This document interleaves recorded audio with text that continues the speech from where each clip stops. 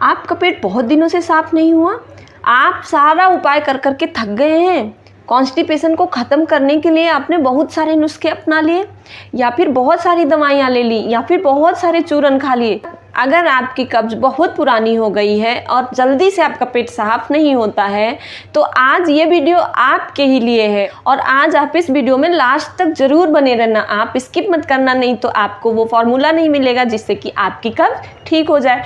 तो साथियों चलिए जल्दी से, अगर अभी तक आपने चैनल को सब्सक्राइब नहीं किया है तो जल्दी से सब्सक्राइब कर लीजिए और ज़्यादा से ज़्यादा लोगों तक शेयर कर दीजिए, जिससे ये वीडियो सभी तक पहुँचे और सभी को इसका लाभ मिल सके। साथियों आपको अनुभव की बात बताती हूँ कि लास्ट ईयर 2021 में मुझे कोविड हो गया। कोविड होने के बाद जब मैं ठीक हुई तो मुझे बहुत सीवियर कॉन्स्टिपेशन हो गया, इतना ज़्यादा कॉन्स्टिपेशन हो गया कि मैं थक हार के मैं डॉक्टर के पास ही चली गई। डॉक्टर ने मुझे कई सारी दवाइयाँ, चूरन ये सब दिया और मैंने उसे यूज़ भी किया 1 हफ्ते तक। उसके बाद मैंने पाया कि मेरे अंदर और वीकनेस आ गई है। मेरा कॉन्स्टिपेशन तो नहीं ठीक हुआ, लेकिन मुझे वीकनेस और आ गई। फिर मैंने डिसाइड किया कि अब मुझे कोई दवाई, कोई चूरन नहीं लेनी। क्यों? अब आप सोच रहे होंगे कि मैं डॉक्टर के पास क्यों गई, क्योंकि मुझे भी आपकी तरह लगा था कि इंस्टेंट काम हो जाएगा। लेकिन साथियों इन सभी चीज़ों में कोई भी इंस्टेंट काम नहीं होता है। आखिरी में मुझे दवाइयों और चूरन को छोड़ के योग का ही सहारा लेना पड़ा।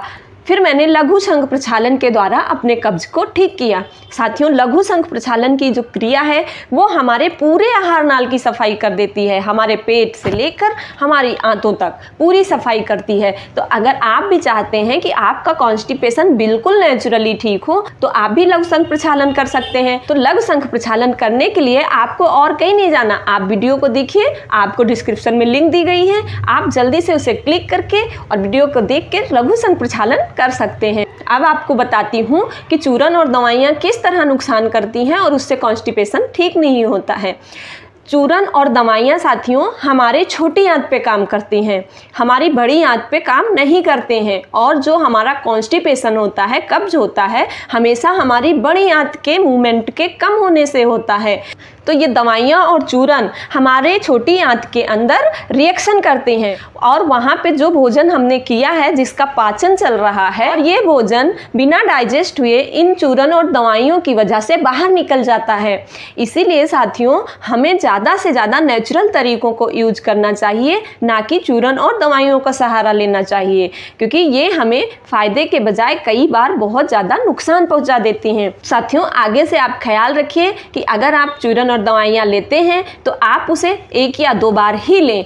उसको ज़्यादा दिनों तक अगर आप लेंगे तो उससे आपकी आदत भी पड़ जाएगी और परमानेंट आपकी कॉन्स्टिपेशन ठीक भी नहीं होगा। तो इसलिए अब आपको क्या करना है, आपको नेचुरल तरीकों को फॉलो करना है, जैसे कि कुछ योग अभ्यास कर लेना या फिर आपको लघु शंख प्रक्षालन कर लेना। ऐसी चीज़ों को खाना जिसमें ज़्यादा से ज़्यादा फाइबर हो, ज़्यादा से ज़्यादा विटामिन्स हो और ऐसे पोषक तत्व हों जो डाइजेशन के बाद आपके पेट की पूरी सफाई भी कर सकें। तो साथियों उसके लिए मैं आपको एक उपाय बताती हूँ जिसको आप ज़रूर करिएगा। साथियों उसके लिए पहला उपाय है कि आपको अगर बहुत पुरानी कब्ज है तो आप इसबगोल की भूसी ले लीजिए।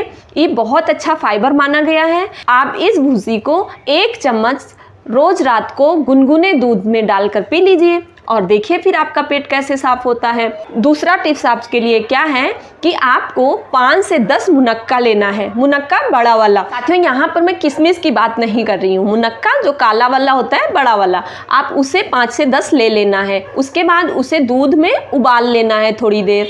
उबालने के बाद फिर रात को सोने से पहले आप उस दूध को और मुनक्के को चबा चबा कर खा लीजिए। इससे फिर देखिए आपका कॉन्स्टिपेशन कितनी जल्दी ठीक हो जाता है। बहुत ही अचूक उपाय है साथियों और बहुत ही अनुभव के बाद आप तक पहुंचाया जा रहा है। इसलिए आप इन छोटे छोटे उपायों को करके और छोटी छोटी बातों का ख्याल रख के आप अपनी बड़ी बड़ी समस्याओं को ख़त्म कर सकते हैं। ये यकीन रखिए दोस्तों कि आपकी समस्या को आपके अलावा दुनिया में और कोई ख़त्म नहीं कर सकता। इसलिए कदम तो आपको ही उठाना है और आपके इस कदम में हम हमेशा आपके साथ हैं। आप अपना ख्याल रखिए, अपनों का भी ख्याल रखिए। मुझे आज्ञा दीजिए, मैं आती हूँ जल्दी से एक नई वीडियो के साथ। तब तक के लिए नमस्कार।